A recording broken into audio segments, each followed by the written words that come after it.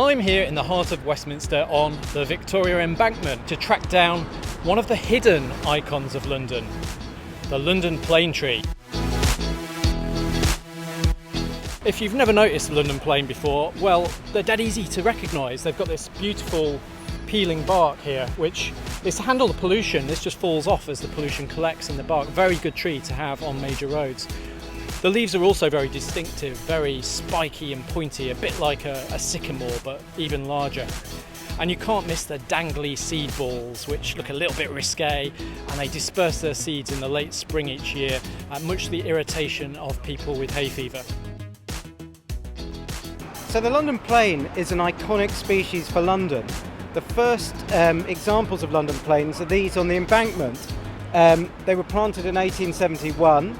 After that period, this became one of the most fashionable new thoroughfares in London, and the trees that were planted as a part of that were part of the excitement.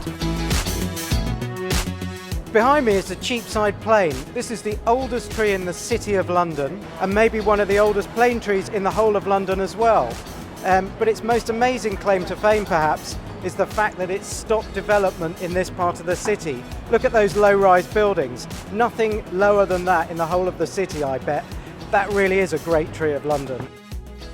So now we're in Brunswick Square. Brunswick Square is home to quite a few interesting plane trees. The one behind me is actually a great tree of London. This one I think is particularly great because it shows the sheer size and breadth that a plane tree can get to if it's left to its own devices. So look at the branches coming down to the ground on this one. London plane trees come in many different shapes and sizes. So this is a Baobab plane. It's called a Baobab because it has this great fat trunk, but it's probably as old as some of the giant ones we've seen.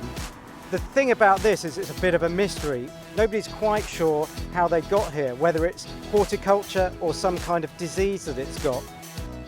We're back on the embankment looking at another type of plane.